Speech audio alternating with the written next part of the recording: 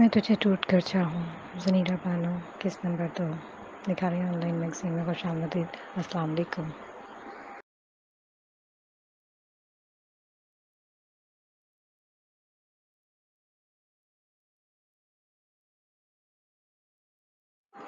शाम ढले अलवीना घर लौटी तो लाउंज में खूब गहमा गहमी थी। उमैर आया हुआ था और बिनिश को साथ लाया था। वो उम्मीद से थी और पप्पू आजकल इसकी खातिर मदारात में कोई कसर नहीं छोड़ रही थी। उसकी हिरनी दहलीज में शोर मचाया तो सबने सर उठाकर देखा। हनान के चेहरे पर अलर्ट का टैग नजर आ रहा था। वो अब अलवीना को देखता तो यूं ही देखता रहता था। बिनिश की रगें तंग गई। उसने अलवीना कभी भी पसंद नहीं रही थी। अलबत्ता बाकी सब स्पॉट चिरा लिए बैठे थे। और अलवीना, तुम भी हमारे साथ ही बैठो।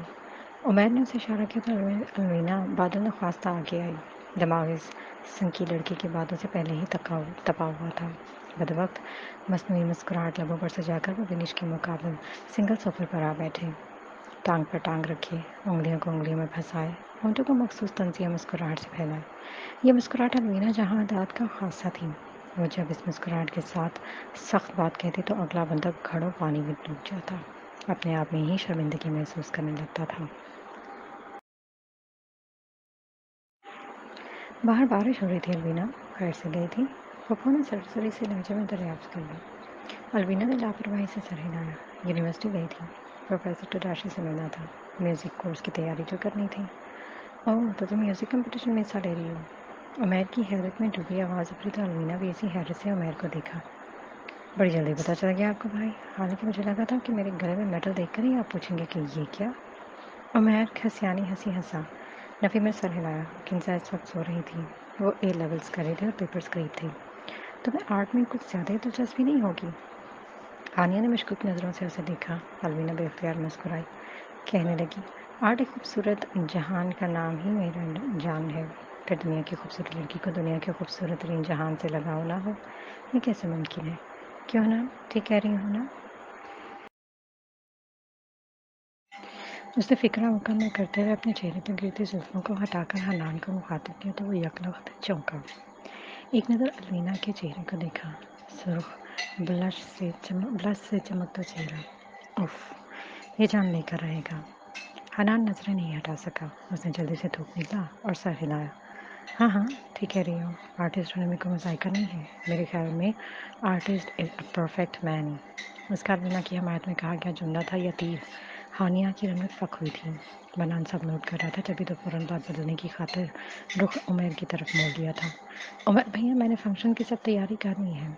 दोस्त अहबाब को तो मैं आप खुद ही दावत दे दीजिएगा। यही लॉन में सेटिंग कर लेंगे, सब परफेक्ट हो जाएगा। ओह, एबा की बर्थडे पार्टी के मुतालिक बात हो रही है। अलवीना ने बाहर चौंक कर पूछा तो बिनिश ने भी लब खोले। एबक इसका बेटा था। हाँ, 6 साल का हो जाएगा। एक ग्रैंड फंक्शन रखेंगे। पिछले फंक्शन की तो बात ही मत करो। उमैर ने उसे टोकना चाहा लेकिन वो बोलती जा रही थी। सुरैया, मुलाजमा ने सारी कोक तुम्हारे ऊपर गिरा दी थी। फिर याद है अलवीना, तुमने कैसा शोर मचाया था। फूफा जान ने बेचारी सुरैया को तो नौकरी से ही निकाल दिया। वैसे ठीक ही किया था फूफो ने। मेरे भी कई बार कपड़े ख़राब किए थे उसने। अलवीना के तासुरात न बदले। वो मुस्कुराती हुई अपनी आंखें छोटी किए बिनिश को देखती रही। आपकी रंगत काफ़ी डल होती जा रही है भाभी। खैर है। बिनिश की आंखें फैली। फौरन चौंकी। हैं, वाकई। हाँ, और आंखों के गिर्द डार्क सर्कल्स भी बहुत है। पिंपल्स भी निकल रहे हैं। ओह, शायद। उंगली दांतों में दबाकर अलवीना ने शरारती कह कहा लगा। हाँ, आपको सुरैया की बद्दुआ लग गई है भाभी। बिनिश के चेहरे पर फक्की के तासुरात उभरे। जहाँ मैर ने तादीबी नज़रों से अलवीना को देखा वहीं हनान के लबों पर भी हल्की सी मुस्कुराहट उभर आई। तुम जवाब अच्छे दे देती हो अलवीना। उसकी ज़ुबान में बहुत देर से खुश नहीं हो रही थी। काबू न रख सका तो बहुत उठा। अलवीना ने चेहरे पर गिरती लट उंगली में लपेटी और कंधे उचकाते हुए मुस्कुरा रही थी। क्या करूं, ज़बान दराज जो हूँ। हानिया और बिनिश ने फ़ौरन चेहरा मोड़ लिया। पप्पू ने कुछ सख्त कहना चाहा लेकिन हनान की मौजूदगी में वो उसको कम ही छिड़कती थी क्योंकि जानती थी कि उनके बेटे के दिल में इसके लिए नरम गोशा मौजूद है। उन्होंने अलवीना से भी कुछ कहना चाहा लेकिन अपने बेटे के तासुरात देखकर चुप रही। बज़ाहिर फ़ोन पर मसरूफ़ कनखियों से उसे देख रहा था जो अब बड़ी तवज्जो से उमैर को सुन रही थी। पप्पू ने कड़ी निगाहों से उसे घूरा लेकिन वो बाज ही नहीं आया। ڈھیٹ نے فون ایک طرف رکھا اور ٹانگ پر ٹانگ رکھ کر بڑی فرصت سے الوینا کو تکنے لگا۔ ادھر عمیر کہہ رہا تھا، تمہارے بھائی برتھ ڈے پر آئیں گے نا بنش؟ پھپھو کو اچانک بڑھیا منصوبہ سوجا۔ وہ ایک دم کہنے لگی، ہاں بھائی، بنش کے رشتے دار بھی آئیں گے اور بلال بھی تو آئے گا۔ جہاں حنان کے نام سن کر پھر بے چین ہوا تھا، وہیں الوینا کی مسکراہٹ پھیکی پڑ گئی۔ بظاہر کمپوز نظر آنے کی کوشش کرتے اس نے ٹانگ پر ٹانگ جمائے رکھی۔ ادھر عمیر کہہ رہا تھا، وہ کیسے آئے گا پھپھو؟ اتنی دور سے محض ایک سالگرہ کی تقریب میں شرکت کے لیے چھٹیاں تھوڑی نہ ملتی ہیں۔ ارے ایسے کیسے نہیں آئے گا؟ میری بات کوئی ٹالتا ہے کبھی؟ دیکھنا، ایک فون کروں گی اور وہ دوڑا آئے گا، اور پھر کتنا ہی عرصہ ہوا ہے اسے دیکھے۔ رہنے بھی دے پھپھو، ابھی 2 ماہ پہلے لاسٹ ایئر شروع سے پہلے اس نے پاکستان کا چکر لگایا تو تھا۔ ہانیہ نے نہیں یاد دہانی کروائی۔ بلال حنان سے 2 سال اور عمیر سے 4 سال چھوٹا تھا۔ منان کا ہم عمر اور پھپھو کی بہن کا بیٹا تھا۔ جبھی تو اس کے متعلق سن کر منان نے منہ بنایا تھا۔ آپ کو تو نہ بس اس کی فکر رہتی ہے ماں جی، کہیں وہ بھی آپ کا ستیلا بیٹا تو نہیں؟ اچھا ہٹ۔ پھپھو کا ہاتھ جوتے تک گیا تو منان نے بے اختیار کانوں کو ہاتھ لگا لیے۔ عمیر نے کچھ کہنے کے لیے منہ کھولا، لیکن الوینا کی ضبط کی انتہا ہو گئی۔ وہ مزید یہ بلال نوا نہیں سن سکتی تھی، سو فوراً اٹھی اور اپنے کمرے کی طرف بڑھی۔ حنان نے ناگواری سے ماں کو دیکھا جو اس کے چلے جانے سے مطمئن سے بیٹھی تھی۔ حنان کچھ نہ بولا۔ الوینا زینے چڑھتے ہوئے کمرے تک آئی۔ جو ہی کمرے اور لاؤنج کے درمیان آڑ آ گئی، الوینا کا بمشکل چھپایا ہوا غصہ باہر آ گیا۔ پوری قوت سے اس نے بیڈ پر بیگ پھینکا تھا اور لمبے لمبے سانس لینے لگی۔ پہلے یہاں نمونے کم ہیں، جب ایک اور آ جائے گا۔ اس کا چہرہ تنا ہوا تھا اور آنکھوں میں شدید غصہ تھا۔ یہ پھپھو کا لاڈلا حنان کم تھا جو اب وہ بلال بھی آ جائے گا۔ نہ شکل اچھی نہ صورت، کالا منہ نیلے پیر، اور باتیں یوں کرتا ہے جیسے… بولتے بولتے وہ ہانپ گئی تو جلدی سے ڈریسنگ کی ٹیبل تھام لی۔ یہی رہ گیا ہے میرے لیے، یہ دل پھینک حنان اور وہ بدصورت بلال۔ اور پس منظر میں اکیڈمی کے کوریڈور میں کھڑا نوجوان ابھرا۔ فٹ بال ہاتھ میں لیے وہ کہا لگا رہا تھا۔ الوینا نے سر جھٹکا، اسٹوپڈ۔ وہ بے جان سے برکت کے بڑے درخت تلے سر جھکائے بیٹھی تھی۔ ریشمی بالوں نے اس کے چہرے کو ڈھانپ لیا تھا، اس کے باوجود اس کی آہیں سنائی دے رہی تھیں۔ آنسو قطرہ قطرہ چہرے کو بھگو رہے تھے، سمندر سا بنا رہے تھے۔ شاید میں نے ہی سب غلط کیا۔ وہ اب اپنا احتساب کر رہی تھی، سر تنے سے ٹکرائے سوچوں میں غلطاں تھی۔ شاید میں ابتدا ہی میں زیادہ تلخ رہی، اس کے ساتھ زیادتی کرتی رہی، تبھی تو انتہا میں مجھ سے عاجز آ گیا۔ لیکن وہ جانتا تھا میں اس سے محبت کرتی ہوں، اسے پتہ تھا میں اس کے لیے کیا جذبات رکھتی ہوں۔ پھر بھی اس نے میری محبت کو مذاق سمجھا، مجھے مذاق سمجھا۔ اس کی ہچکی بند گئی تھی، وہ مانسو بن کر بہہ نکلا تھا۔ وہ اگلی شام کی بات تھی۔ میوزک کلاس سے بہت دور آڈیٹوریم کے قریب ایک نسبتاً پرسکون جگہ پر الوینا وائلن پکڑے بیٹھی تھی۔ آس پاس کوئی نہیں تھا، سو دل میں مطمئن تھی۔ ازرقی آسمان پر روئی کے گالے بکھرے ہوئے تھے۔ ہوا کا زور تیز تھا، یکلگ جھونکا آتا تو اس کے ریشمی بال اڑا لے جاتا۔ ہوا کے زور پر سیاہ گیسو کچھ دیر رقص کرتے، پھر اس کے شانوں پر آ گرتے۔ لائٹ لائم فراک پہنے، وائلن سے مدھر دھن نکالتی ہوئی بے حد پرسکون دکھائی دے رہی تھی۔ جب کسی نے اسے پکارا، الوینا نے نظر انداز کرنا چاہا، لیکن آواز دوبارہ آئی تو اس نے سر اٹھایا۔ دور گراؤنڈ پار کرتا ہوا وہ فٹ بال بغل میں دبائے الوینا کی جانب بڑھ رہا تھا۔ الوینا کو متوجہ پا کر اس نے فٹ بال چھوڑی اور دایاں ہاتھ ذرا اونچا کر کے لہرایا۔ الوینا کے چہرے پر خوف کی در آئی، وہ قریب آتا جا رہا تھا، پھر وین اس کے سامنے آ رکا۔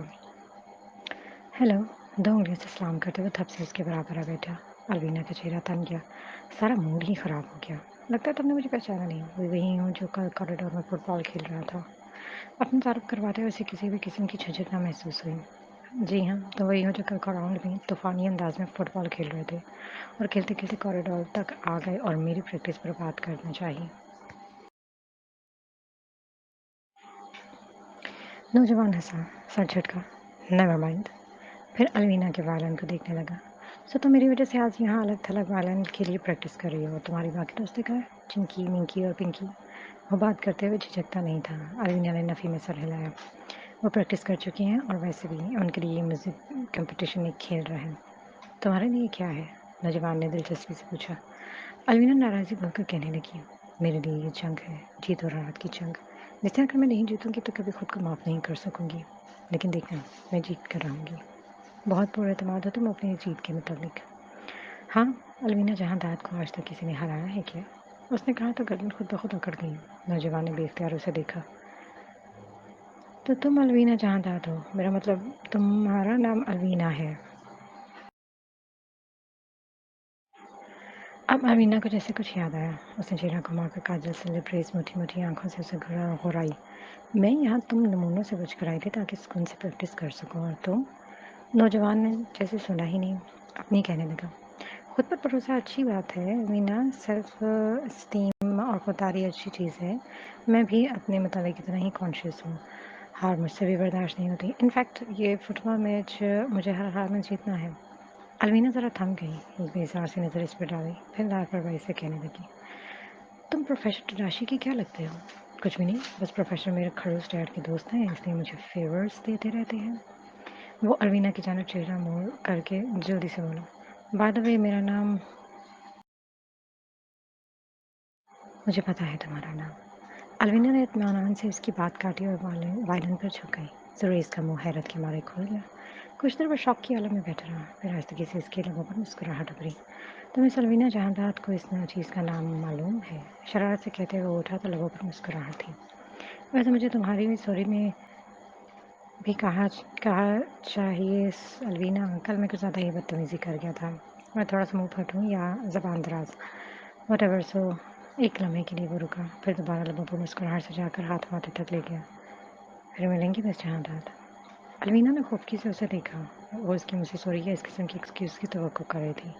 وہ ماتھے تک ہاتھ لے جا کر سلام کرتے ہوئے پیچھے ہٹتا جا رہا تھا۔ الوینا نے سر جھٹک کیا۔ فلرٹی۔ گھر میں فنکشن کی تیاریاں جاری تھیں، یوں انتظامات کیے جا رہے تھے جیسے کسی کی بارات آنی ہو۔ الوینا جانتی تھی ابا کی سالگرہ ہمیشہ دھوم دھام سے منائی جاتی تھی۔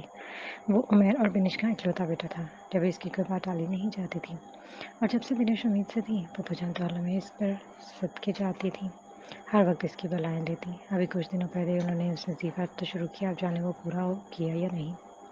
مجھے کیا؟ الوینا نے سر چھٹک کر آگے بڑھ جانا، لیکن ہر بار کی طرح وہ بری طرح ہرٹ ہوئی تھی۔ سالیاں لائے تھے سگے بچوں کے لیے، میں تو کچھ بھی ہوں نہیں ان کے لیے، لیکن وہ خود پر یہ فکر حاوی نہیں ہونے دیتی تھی۔ اسے اس خاندان سے عنایتوں کی مانگ بھی نہیں تھی، وہ ان کے بغیر جینا سیکھ چکی تھی۔ ہائے الوینا۔ الوینا رک گئی۔ سامنے سے حنان چلا آ رہا تھا۔ الوینا نے سوالیہ نظروں سے اسے دیکھا۔ ایک حنان تھا جو اس کی قدر کرتا تھا۔ الوینا خوب جانتی تھی وہ یہ نوازش کیوں کرتا ہے۔ وہ جانتی تھی حنان مصطفیٰ کیوں دن رات اس کا دم بھرنے کی کوشش کرتا ہے، کیوں یہ پھپھو کا لاڈلا صاحبزادہ پھپھو کے روبرو بھی ستلی قسم کی حمایت کرتا ہے۔ وہ جانتی تھی، تبھی تو اس عمر کے خوب مزے لیتی تھی۔ کیا ہوا؟ تمہاری ریہرسل ہو گئی کمپٹیشن کے لیے؟ آف کورس، اور یہ کمپٹیشن اسی روز ہے جس دن ابھی کی سالگرہ ہے۔ حنان فوراً بولا، میں سوچ رہا تھا کہ تم فنکشن اٹینڈ کر بھی سکو گی۔ یا میں فنکشن کیوں نہیں اٹینڈ کروں گی حنان، آخر کو بلال نے بھی تو فنکشن پر آنا ہے۔ مسکراتے ہوئے اس نے جھیمتے جھیمتے لہجے میں بلال کا نام لیا۔ اسے 1% بھی خوشی نہیں تھی اس بلال کی پارٹی میں آنے کی، لیکن حنان کو ستانا تھا۔ ستایا، اور جواباً حسب توقع حنان کا چہرہ لال ہو گیا۔ بدوقت خود پر قابو پا کر اس نے سر جھکا اور جلدی سے سر ہلایا۔ آف کورس، بلال آئے گا، آف کورس۔ تو میں جاؤں؟ بلال آنے والا ہوگا، مجھے تیار بھی ہونا ہے۔ اس نے کندھے اچکا کر سوال کیا تو حنان مزید سرخ ہو گیا۔ البتہ فوراً بولا، ہاں ہاں جاؤ نا۔ الوینا نظروں کے سامنے ہٹی تو حنان نے دیکھا پپو جان ستون کے قریب کھڑی، ہاتھ میں تصویر سرد نگاہوں سے اسے دیکھ رہی تھی۔ حنان نے گہری سانس لی۔ اب اسے اگلے آدھے گھنٹے تک ماں کا لیکچر سننا تھا۔ ادھر الوینا ہاتھ ہلاتے اندر آ گئی تو اچانک رکی۔ وہاں پلر کے قریب کچن کی سلیب سے ٹیک لگائے، آستین کوہنیوں تک چڑھائے منان مسکرا کر حالیہ سے کچھ کہہ رہا تھا اور وہ ہنستے ہوئے صرف سن رہی تھی۔ ایک بار کو منان نے کچھ کہنے کے لیے منہ کھولا تو اچانک ہانیہ کی نظر الوینا پر پڑی۔ اس نے بے اختیار ٹیک چھوڑ دی۔ ہانیہ نے بھی اسے دیکھا اور اضطراری طور پر منان سے تھوڑا دور ہٹی۔ الوینا کے لبوں پر طنزیہ مسکراہٹ پھیل گئی۔ مانی خیز نظروں سے ان دونوں کے چہروں پر اڑتی ہوائیوں کو پرکھتی وہ سیڑھیاں چڑھتی کنزا کے کمرے میں آئی۔ دروازہ کھلا تھا اور کنزا صوفے پر لیٹی منہ کے الٹے سیدھے ساویہ بنا رہی تھی۔ شاید سائنس ذہن میں فٹ نہیں آ رہی تھی۔ آہٹ ہوئی تو صوفے پر بیٹھی کنزا کا چہرہ اسے دیکھتے ہی کھل اٹھا۔ فوراً اس کے قریب آئی اور بولی، بنش بھابھی پاگل ہو گئی ہیں باجی۔ ہے؟ الوینا نے ناسمجھی سے اسے دیکھا۔ ہاں نا، جب سے آپ نے پمپلس والی بات کی ہے دن میں سینکڑوں دفعہ خود کو شیشے میں دیکھتی ہیں، کیا ہے واقعی کہیں وہ بدصورت تو نہیں ہوتی جا رہی؟ الوینا نے مسکراہٹ سے اپنی تسکین کا اظہار دلایا لیکن زبان سے کچھ نہیں کہا۔ جوتے اتارے اور کنزا کے ساتھ ہی صوفے پر لیٹ گئی۔ ایک میٹھی سی مسکان اس کے لبوں پر تیر رہی تھی اور فرصت سے سر صوفے کی ہتھی پر رکھے سرنگ کو گھور رہی تھی۔ ان گھر والوں میں ایک کنزا تھی جسے الوینا التفات سے پیش آتی تھی۔ شاید وہ چھوٹی تھی اس لیے، شاید وہ الوینا کو پسند کرتی تھی اس لیے۔ یہ دنیا بہت خوشگوار ہے کنزا، ہر فرد دوسروں کی مدد کرنے سے پہلے اپنا بھلا سوچتا ہے، لیکن پتہ ہے کیا، میں صرف اپنا بھلا ہی سوچتی ہوں۔ کنزا فرش پر اس کے قریب ہی بیٹھی چپس کھاتی بغور اسے دیکھ رہی تھی، بڑی توجہ سے سن رہی تھی۔ میں الوینا جہاں تک کسی کے پیچھے بھاگنے والے میں سے نہیں ہوں۔ میں وہ ہوں جس کے پیچھے لوگ بھاگتے ہیں اور لا حاصل کے پیچھے بھاگتے ہی رہتے ہیں۔ پلر کے قریب حنان سینے پر ہاتھ باندھے کھڑا تھا۔ پھپھو اسے سر نگاہوں سے گھورتی اسے چبا چبا کر کہہ رہی تھی، اس کے بارے میں سوچنا بھی مت حنان، تو اپنی ان حرکتوں سے باز نہ آیا تو میں تیرے ساتھ بہت برا سلوک کروں گی۔ وہ بلال کی منگیتر ہے، اس کی شادی میں بلال سے ہی کروں گی، تیرے سے نہیں۔ خبردار جو تو اس کے بارے میں سوچا بھی۔ میں وہ نہیں جسے لوگ ڈرا دھمکا کر چپ کرا دیں، جسے اس آسانی سے پریشانی سے حل کر سکیں، جسے اس کے کرتوت یاد دلا کر بلیک میل کر سکیں۔ ڈرائنگ روم کے سامنے کھڑی بینش معلوم میں رولر پھیر رہی تھی۔ اچانک وہ ٹھٹکی، بے اختیار رولر سلیب پر رکھا اور آئینے کے قریب جھکی۔ ڈریسنگ ٹیبل پر دونوں کونیاں ٹکائے اس نے تنقیدی نظروں سے خود کو آئینے میں دیکھا۔ چھوٹا، بہت چھوٹا سا گلابی ابھار جو اسے اپنے اوپر بے حد بدگماں لگا تھا۔ اس کی آنکھیں حیرت سے پھیلی اور چہرہ متفکر تھا۔ آج میں چاہوں تو ان سب کو انگلیوں پر نہ چاہوں، ان سب کے وہ راز عیاں کر دوں کہ یہ مجھ بات پھیریں گے، لیکن میں خاموش ہوں، کیونکہ میں ان دونوں ٹکے کے افراد کو اس قابل بھی نہیں سمجھتی کہ میں ان سے دشمنی روا رکھی جائے۔ کچن شیلف کے قریب کھڑی ہانیہ غم و غصے کا مجسمہ بنی ہوئی تھی۔ اس کی آنکھیں آگ برسا رہی تھیں اور وہ دبی دبی آواز میں چبا چبا کر کہہ رہی تھی، میں اس کی نظروں کا مطلب سمجھتی ہوں منال، یہ میری بہن نہیں ہے، آستین کی سانپ ہے۔ یہ جب ان نگاہوں سے مجھے دیکھتی تو گویا دھمکی دیتی کہ یہ پپا کو تمہارے اور میرے متعلق بتا دے گی۔ یہ بہت منان پریشان نہیں تھا، اس کے چہرے پر اطمینان قائم رہا۔ آسان سے ہانیہ کے کندھے تھام کر وہ اسے کہنے لگا، ریلیکس ہانیہ، وہ کیا بتائے گی اماں کو؟ زیادہ سے زیادہ یہی نہ کہ ہم ایک دوسرے کو پسند کرتے ہیں، تو بتا رہے ہیں دونوں۔ اچھا ہے، ہمارا کام آسان ہو جائے گا۔ حنان تو کبارہ ہی قبر میں اتر جائے گا، لیکن کم از کم میری باری تو آ جائے گی۔ یہ سب جانتے ہیں کہ میں ان کے رازوں سے آگاہ ہوں، اس لیے مجھ سے اعتراض پر رکھتے ہیں، میری پیٹھ پیچھے مل کر برائیاں کرتے ہیں اور میرے روبرو زبانیں سی لیتے ہیں، لیکن الوینا جہاں دار کو ان منافقوں سے کوئی سروکار نہیں۔ اسے تو یہ دنیا پسند ہے جہاں وہ ان نیچ لوگوں کی ملکہ ہے اور ان پر ہم خوب چلا لیتی ہے۔ پھپھو دلان میں مخصوص تخت پر تسبیح لیے بیٹھی تھی اور ملازمائیں ان کے پاؤں دباتے ہوئے بتا رہی تھیں، آپ نے اچھا کیا جو بلال صاحب کو جیل بلا لیا چاچی، یہ چھوٹی میم صاحبہ کی عقل دیکھنا 2 روزہ میں ٹھکانے میں آ جائے گی۔ پھپھو جیسے کسی گہری سوچ میں گمتی کہنے لگی، یہ بلال جیسے سپیرے کے قابو میں آنے والی سانپ نہیں ہے سپیرا، یہ ناگ ہے جو خود کو اس گھر کی ملکہ سمجھتی ہے، اس گھر کا ہر فرد اس کے طلسم میں قید ہے۔ پھر جیسے وہ نیند سے جاگی، ایک ہی لمحے میں چہرے پر سخت تاثرات سجا لیے اور غرائیں، اور تو کون سی کنسوئیاں لے کر رہی ہے کمبخت، جا کر اپنا کام کر، اور خبردار جو میری بھتیجی کے متعلق ایک لفظ بھی منہ سے نکالا تو۔ لیکن میں نے کیا کہا چاچی؟ سویرا ہکا بکا کھڑی تھی، پھپھو کے تیور یوں ہی بدلتے رہتے تھے۔ سنا نہیں، جا کے کام کر اپنا۔ سویرا نے ناک ہمیں چڑھائی، پر پٹکتی وہ کچن کی طرف بڑھ گئی، اور یہ لوگ سمجھتے ہیں کہ الوینا بے وقوف ہے جو ان کے دام تلے آ جائے گی۔ انہیں شاید پتہ نہیں ہے کہ میں نے آج تک سر نہیں جھکایا، میں سر نہیں جھکاتی کنزا، میں سر جھکانا جانتی ہی نہیں ہوں۔ اس گھر سے دور پارک میں ایک کونے میں عمیر کھڑا تھا، متلاشی نگاہوں سے چار سو دیکھتا جیسے وہ کسی کو کھوج رہا تھا۔ اس کے ہاتھ میں سفید پیکٹ تھے جسے وہ مضبوطی سے تھامے ہوئے تھا۔ دفعتاً ایک آدمی چراغ کی جن کی مانا اس کے قبض میں نمودار ہوا اور اس کے ہاتھ میں نسبتاً بڑا سیاہ پیکٹ تھا۔ عمیر نے اس پر سرسری سے نگاہ ڈالی۔ دونوں مرد مخالف سمت سے ایک دوسرے کی جانب بڑھے، ٹکرائے اور پھر سوری کہہ کر الگ ہوئے۔ عمیر نے کوٹ سے نادر گھر جھاڑی اور کالر درست کیا اور لارنس گارڈن سے نکلا، کار کی جانب بڑھ گیا، لیکن اب اس کے ہاتھ میں سفید کی بجائے سیاہ پیکٹ تھا۔ لیکن میں ان میں سے کچھ ایسے بھی ہیں جو خاموش خاموش میرا مشاہدہ کرتے ہیں، میرا مسیحا بننے کی کوشش کرتے ہیں۔ ایئرپورٹ سے باہر نکلنے والے لوگوں میں سے ایک نوجوان کا فون بجا۔ نوجوان نے فون نکال کر دیکھا، مالیہ کالنگ۔ پھر ہمیں سفیر کے نفے میں سر ہلایا اور فون واپس لوٹ کر جیب میں ڈال دیا۔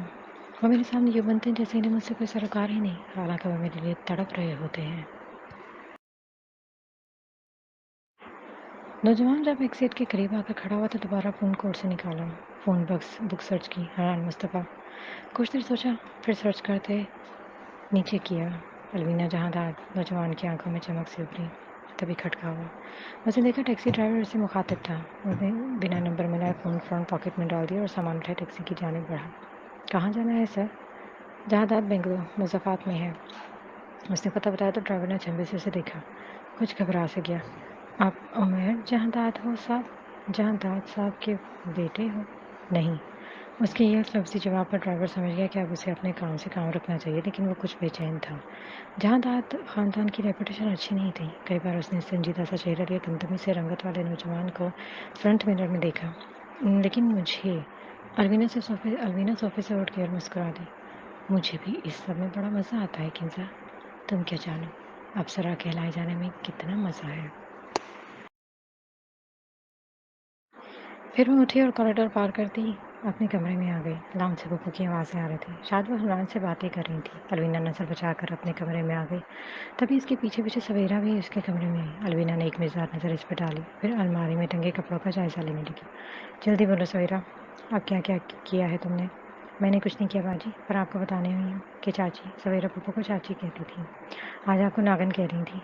ओह गुड, अगर मैं नागन तो वो महानागन। उसने सीने पर हाथ बांध कर सवेरा को देखते हुए तबसरा किया तो सवेरा की हंसी निकल गई। लेकिन अलवीना नहीं हंसी। इसका चेहरा स्पाट था। और अब तुम नीचे जाकर यही बातें पप्पू से कह देना। हल्के पेट की औरत, खूब जानती हूँ मैं तुम्हें। पप्पू ने रखा है ना तुम्हें मेरी जासूसी करने के लिए। जो बातें मैं तुमसे कहती हूँ वो सारी तुम पप्पू को लगा देती हो। ये लगाई बुझाई वाली ये बहुत बुरी आदत है तुम्हारी। मैं तो आपको सच बता रही थी अलवीना बाजी, और मैं लगाई बुझाई नहीं करती। और वो खुफी से पलटी और एक तपा देने वाले तासुर के साथ अलवीना को देखा। आपने मेरी बड़ी बेइज्जती कर दी है बाजी। बेइज्जती की वजह ठहरो, बताती हूँ मैं तुम्हें। सवेरा खुद को अताक कर से बचाती जल्दी जल्दी सीढ़ियाँ उतरती जा रही थी। अलवीना खूब मुश्किल थी। वो ऊंची आवाज़ में सवेरा को डांटती, उसे वेद सुनाती, उसके पीछे पीछे नीचे उतर रही थी। नखरे ज़्यादा नहीं हो गए तुम्हारे? हाँ, एक तो तुम इधर की बातें उधर उधर, उस पर मुतज़ाद तुम्हारी मालकिन तुम्हें डांट भी नहीं। उसके कदमों को खुद ब्रेक लगी थी। ज़ुबान पर यकदम कुफल पड़ा। लाउंज में सामने वाले सोफे पर कोई नौजवान विराजमान था। इसका ग्रे कोट सोफे के करीब रखा था। जींस के ऊपर हाई नेक ग्रे शर्ट पहने वो कदरे रिलैक्स्ड बैठा था। स्याही गंदमी रंगत, दाएं आंख के नीचे छोटा सा जख्म था। चाय का कप उसके लबों से लगा हुआ था और धीरे धीरे चुस्कियां भरते हुए पप्पू को बखौर सुन रहा था। जब अलवीना की आवाज़ सुनकर पप्पू के कलाम का सिलसिला टूटा और उसने भी सर उठाया। अलवीना को ये कुछ सुझाई न दिया। हाँ, इसे अलवीना जहांदार को कुछ समझ नहीं आया। वो आखिरी सीने पर खड़ी थी। बेख्तियार आगे को एक गुस्से पर काबू पाने की कोशिश की। वो कदरे कम मुश्तैल थे, लेकिन चेहरे पर बेचैनी के असरात थे। हाँ, ये ठीक है कि उसने आना था, लेकिन यूँ अचानक। उफ अलवीना, तुम्हें तो इस अंधेरी रात के रास्ते में खूब रुकावटें हासिल करनी थी। उसको अच्छा खासा तंग करना था, लेकिन ये तो। उसे शर्मिंदगी मिटाने को कुछ सुझाई न दिया तो कह दिया, अस्सलाम वालेकुम। बिलाल ने एक नज़र उस पर डाली, उसे सर से पैर तक देखा। Pink jeans, mini black shirt जिस पर रेड मेडोर मेडोरा से रंगे होंठों का लोगो बना हुआ था। अध भूरे और अध नीले डाए हुए बाल खुले शाना पर बिखरे, खूबसूरत चेहरे पर शदीद गुस्सा और तनाव, और आम हालात में भी किया गया मेकअप। बिलाल ने फ़ौरन चेहरा मोड़ लिया और सर की खम से सलाम का जवाब दिया। उसके चेहरे पर संजीदगी थी और वो दोबारा पप्पू को सुनने लगा। लेकिन अलवीना को महसूस हुआ कि इसकी निगाह में अलवीना के लिए नापसंदीदगी झलकी थी। अलवीना को भी कोई शौक नहीं था इस नर शख्स से फ्री होने का। लेकिन सोचा कि चलो पर्दे से कज़न आया, 2 मिनट बैठ जाती हूँ। वो सोफे पर आ बैठी और शाना पर बिखरे बाल उठाकर जुड़े की सूरत में बांधने लगी। पप्पू को सुनते बिलाल ने अचानक आँखियों से उसे देखा और वह फिर से झटक दिया। अलवीना को लगा कि इसकी आंखों में दोबारा वही एहसास पैदा हुआ था। तुम वैसे कब आए बिलाल? उसने अपने मखसूस लहजे में सवाल किया। बिलाल ने उसे देखा भी नहीं, चाय का कप ट्रे में रखा और अभी कहकर सब पप्पू को देखने लगा। मेरा वही रूम है ना खाला, ऊपर लेफ्ट। पप्पू रिश्ते में बिलाल की खाला लगती थी। वो अब्बास जहांदार की सबसे छोटी बहन का बेटा था। हाँ बेटा, तुम आराम। पप्पू कुछ कह रही थी, लेकिन बिलाल ने जैसे सुना ही नहीं। फ़ौरन फ़ोन उठाया, खुद भी उठा और तेज़ तेज़ कदमों से सीढ़ियाँ चढ़ता गया। अलवीना ने नखोद से मुंह फेर लिया। आज के बाद वो इससे बात भी नहीं करेंगी, ये तो तय था। वो किसी बंदे को इससे ज़्यादा लिफ्ट नहीं करवाती थी, और जो इसे लिफ्ट ना करवाए उसके मुंह लगने का तो सवाल भी पैदा नहीं होता था। और इस अंधेरी रात के मुंह लगना मुमकिन ही नहीं। वो उठ गई कि उसे रेस्ट करके वापस अकेडमी जाना था।